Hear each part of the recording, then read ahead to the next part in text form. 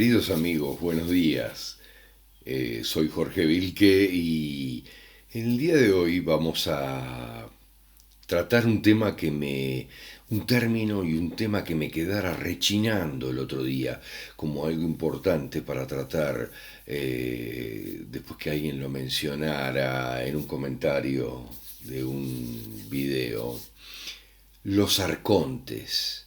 ¿Qué son los arcontes? Porque este término tan interesante, raro, utilizado en varios de los textos sagrados, es importante analizarlo a la luz de esta época que estamos viviendo, porque los arcontes en la realidad eran entendidos, hablando de los arcontes, eran entendidos como unas entidades que manipulaban nuestra mente de determinadas maneras. Vamos a ir viendo que todo va a ir cerrando poco a poco en lo que tratemos, porque según todos los investigadores, los arcontes eran como unas entidades específicas que eran como unos parásitos que se introducían en nuestra mente y nos manipulaban desde todo punto de vista, pero es importante analizar también la historia y la etimología de la palabra. Por ejemplo, los historiadores bizantinos describían a los gobernantes extranjeros como arcontes, los gobernadores, por ejemplo, búlgaros que venían con sus propios títulos búlgaros, llevaban a menudo ese título de arconte, pero que era como por gracia de Dios en algunos aspectos. También estaba utilizado para los titulares de los puestos financieros como el jefe de la Casa de la Moneda. Se dan cuenta por dónde viene, como para también en muchos aspectos para los directores de los talleres y los arsenales imperiales. Estamos hablando de la guerra, la producción y las finanzas. Manejaban los grandes arcontes o los mega arcontes o los mega arcón, manejaban ese tipo de cosas, tenían peculiaridades muy especiales en lo que se refería a sus potestades. Pero sin embargo, la palabra arconte viene de la antigua Grecia, donde se denominaba de esta manera a los magistrados que ocupaban los puestos más importantes en el gobierno de la ciudad en general. Estamos hablando del año 700 a.C., donde hay un arcontado perpetuo de los reyes de Atenas y pasan a tener mandatos cortos de 10 años. O sea que no todo es como parece ser con los arcontes. Era bastante acotado los mandatos, en definitiva, ese arcontado, esa posibilidad de gobernar de los arcontes, era acotado. En vez de ser perpetuo, pasó a tener un plazo de 10 años, donde eran elegidos por sorteo entre los ciudadanos en general que se presentaban para la elección, y con la única limitación, pero muy importante, de que ese cargo se podía ostentar solamente una vez en la vida. Y aquí quedamos pensando con todo esto, ¿a qué nos referimos después cuando hablamos de los arcontes? Se efectuaba un interrogatorio muy importante y van a ver qué interesante. ¿Quién es tu padre? ¿Quién fue tu madre? ¿Quién fue? ¿Qué hicieron? ¿De dónde vino tu origen? Si tenés un santuario, si estás protegido por Zeus, si Zeus protege tu hogar, ¿dónde están los santuarios, los mausoleos? ¿Dónde reposa tu familia? Si tratás con el debido respeto a tus padres y tus ancestros, y si cumplís con las obligaciones económicas y militares que el Estado impone. Todo esto va a resultar súper importante porque nos damos cuenta que estamos dando vueltas sobre lo mismo de alguna manera. Podemos entender que acá estamos dando vuelta cuando empecemos a manejar el tema de los arcontes en general. Después había arcontes con mucha precisión, que tenían facultades específicas y obviamente tenían limitaciones también, o funciones muy específicas como funciones religiosas en algunos casos, los arcontes basileus, que tenían funciones religiosas de los antiguos reyes y eran los responsables de las ceremonias religiosas y de todo lo que vinculado con ellas. O por ejemplo los arcontes polimarca, que eran los responsables del manejo militar, otra vez heredado también de los reyes anteriores que manejaban la milicia, en uso en el nuevo arcontado. Si bien el arconte epónimo era era el arcón, el arconte, el arconte con absoluto poder de administración, ¿verdad? Era el jefe de la ciudad, el administrador civil de esa jurisdicción, de esa ciudad, y el tutor de las vidas y los huérfanos, que supervisaba todos los problemas y los litigios familiares. Aquí empezamos a ver en definitiva que los arcontes tienen que ver con el karma familiar, con la energía familiar, con los ancestros, con aquello que viene de los antepasados. Esto es muy importante, esos misteriosos seres que parece como si estuvieran cerca de nosotros, según los investigadores que han trabajado este tema, hacen referencia a aquellos que nos gobiernan. Se refieren a esos seres que nos rodean, pero que no habitan nuestra dimensión y que nos manipulan de alguna manera.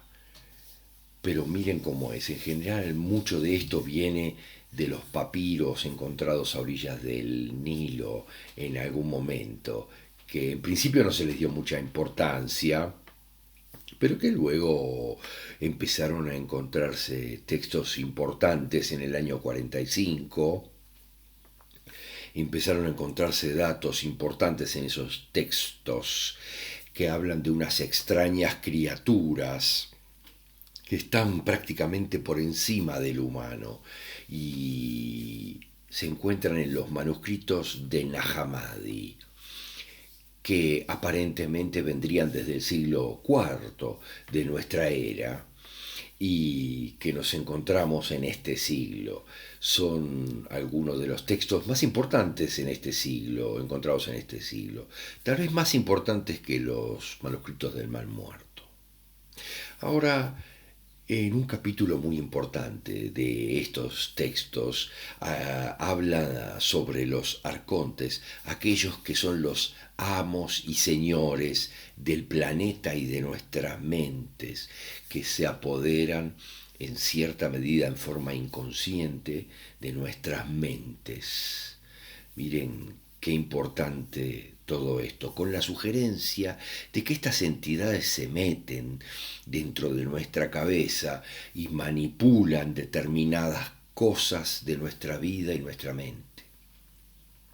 Muchos eruditos, como John Lash o como el propio Castaneda, han abordado el tema de los arcontes de manera muy precisa, muy profunda, estudiando todo aquello que tiene que ver con ellos, para intentar explicar algo más de ellos, su funcionamiento, su finalidad y su poder en general. Pero, ¿qué es lo que sabemos realmente de estos seres que se denominan como los vigilantes de nuestra vida, de nuestro mundo, de nuestros deseos? Hay gente que ha llegado a llamarlos increíblemente los señores del karma, porque se los vincula con absolutamente eso, con el karma en nuestras vidas. y los ladrones de nuestra libertad para algunos otros.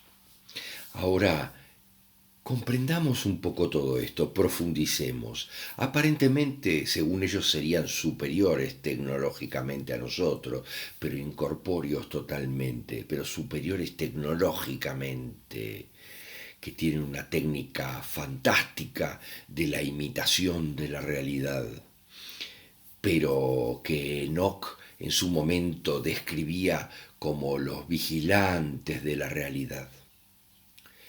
Son seres no orgánicos, como dicen muchos, energéticos en cierta medida, pero también muchos hablan que aquellos son los conocidos grises, de los que otros hablan hoy por hoy como los alienígenas presentes. Otros también manejan que los reptilianos son parte de los arcontes. Pero miren lo que estamos diciendo. Estamos hablando de que también los reptilianos manejarían el poder en algunos aspectos, la finanza, la milicia. Esto es de mucho tiempo atrás, no es de hoy prácticamente, esto viene muy atrás. Si fueran los reptilianos, están presentes en todas las culturas ancestrales de este planeta. Recuerden, los reptiles están presentes en la cultura maya, en la cultura inca, en la cultura china, la azteca, la egipcia, la hindú. Están presentes en todas, en los sumerios. Recuerden que todas las culturas mencionan profusamente a los reptiles presentes en los ancestros como dioses. Recuerden, por ejemplo, que en la antigua Sumeria les estaba prohibido a los sumerios representar a sus dioses reptiles de la forma en que fisiológicamente y fisonómicamente eran verdaderamente, sino que tenían la obligación de humanizarlos, representarlos de forma más humana en las obras artísticas que efectuaban. Pero si hablamos de reptiles, también hay muchos que los reptilianos son aquellos que se han preocupado, como decíamos, por dominar en el mundo las finanzas y la milicia. Lo mismo de lo que estamos hablando con los arcontes de la antigua Grecia, que era lo que dominaban en esa sociedad. ¿Qué tanto de esto tendrá realidad? Manejemos un poco esto. En la realidad los arcontes están presentes en muchos de los textos sagrados, inclusive en la Biblia, que no difiere de otros. Nada menos que en el Apocalipsis, donde en general el revelador habla de que donde en Jerusalén hay muchos arcontes.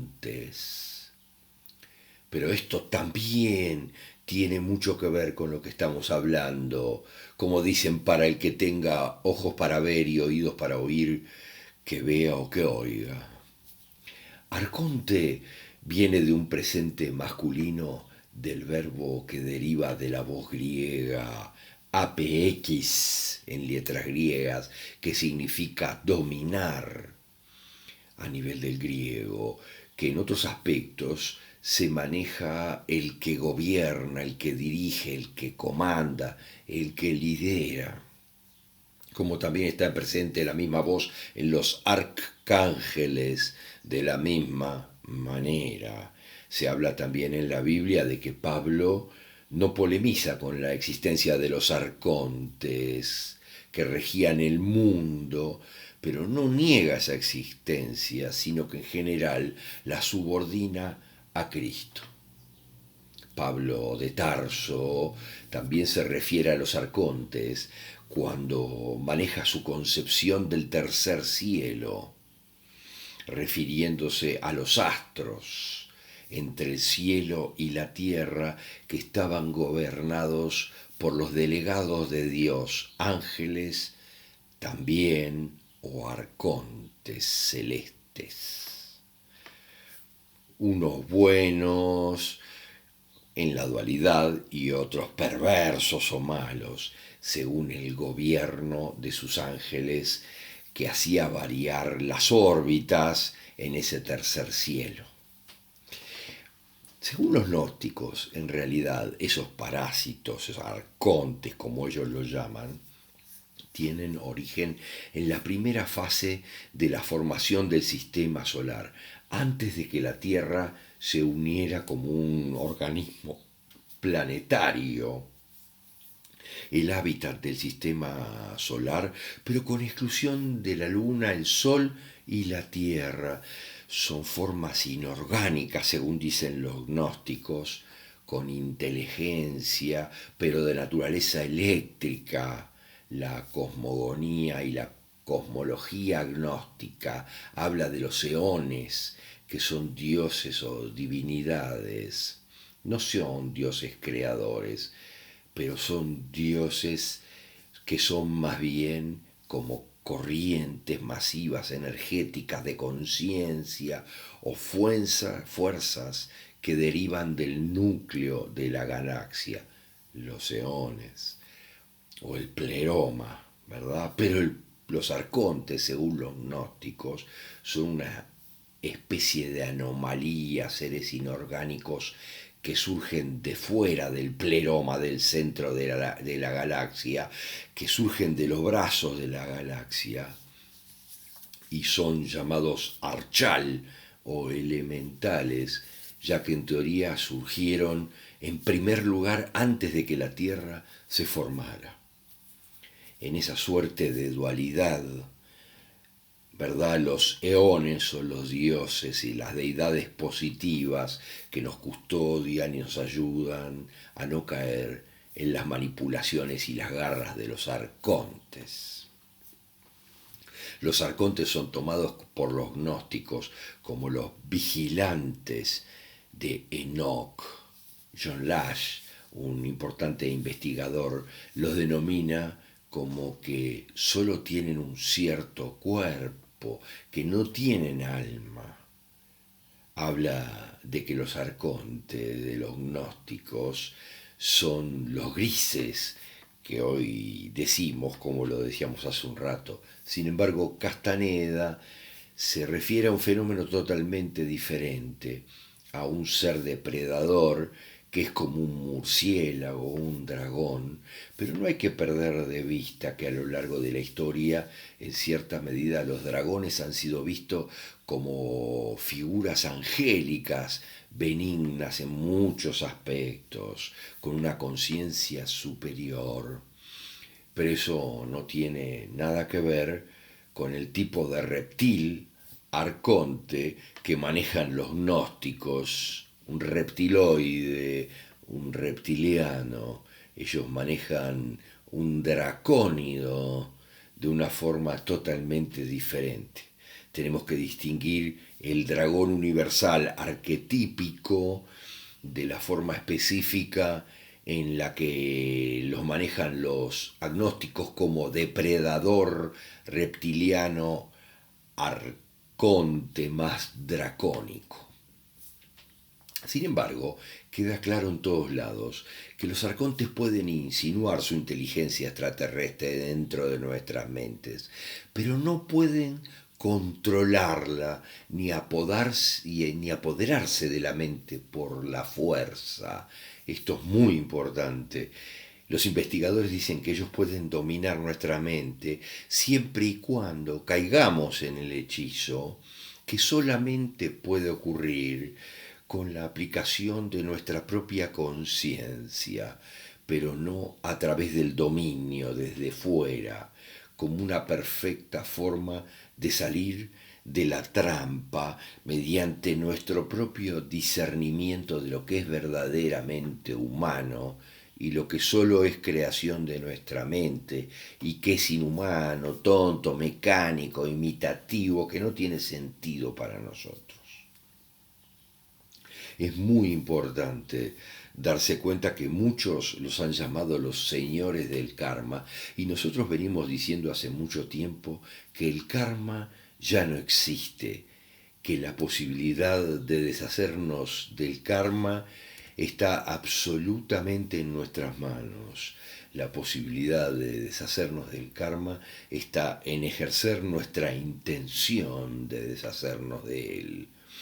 Lo hemos dicho muchas veces, que en la medida que nosotros tengamos una clara intención, miren qué sencillo es, o que por ejemplo llevemos adelante una meditación para abandonar el karma, en la que nosotros expresemos nuestra voluntad y nuestra intención profunda y sana de abandonar el karma, ya no lo tendremos y tendremos una enorme paz interior.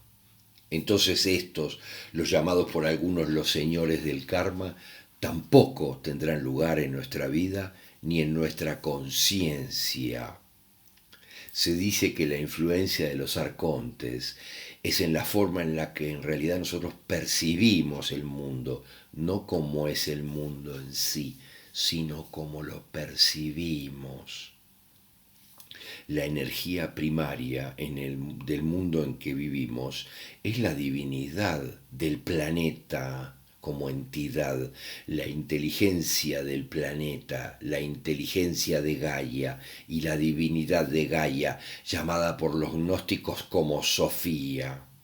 Si estamos alineados con esa inteligencia de Gaia, con esa divinidad, con Sofía, no vemos el mundo como un lugar de miedo y depredación de los arcontes, sino como un lugar de belleza, amorosidad, magia, compasión y divinidad.